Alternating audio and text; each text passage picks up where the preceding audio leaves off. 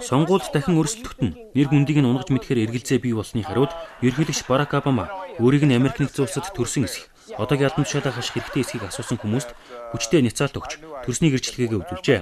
Алдартай хөтлөгч Опра Уинфригийн ток шоунд Обама анх удаа эхнэрийн хамт оролцсон бөгөөд тэд Опрагийн асуултанд ээлж дараалан хариулсан байна. Опра өөрийн ток шоуга 5 дугаар сарын 25-нд буюу 25 жилийн дараа өндөрлүүлэхээ зарлаад байсан юм а. Хавай мужид төрсэн гэрчлэгээгээ үзүүлэх болсон шийдвэрийн тухай асуултад Обама тайлбар өгчээ. Америк нэгдсэн улсад төрсөн гэдэгт нь дахин батлагдлаа. Гэхдээ яагаад ийм удаан хүлээсэн юм бэ гэж Опра асуусан байна. Энэ талаарх яриа 2 жил гаруй өмнө гарсан. Тиймээс бид Хавай дахь эрүүл мэндийн хэлтс рүү ярьсан. Энд бүхний үндэс суурь нь юу вэ гэхээр 2-7 хоногийн өмнө төсвийн мөнгийг юун зарцуулах тал дээр ихээхэн маргаан гарсан.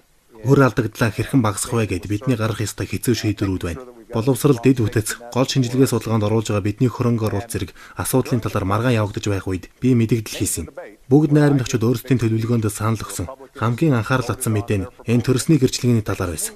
Тиймээс тухайн үед хэдийгээр энэ Хавай мужид байнга хийгддэг зүйл биш ч гэсэн бас Хавай мужийн бүгд найрамдах намаас сонгогдсон захирагч, Хавайн ардчилсан намаас сонгогдсон захирагч нар болон бусад албаны хүмүүс намайг тэн төрсөн гэдгийг батлаад байсан ч гэсэн би өөрийн багтаа тэднийг төлөвлөсөн зүйлээ хийх гэж хэлсэн юм.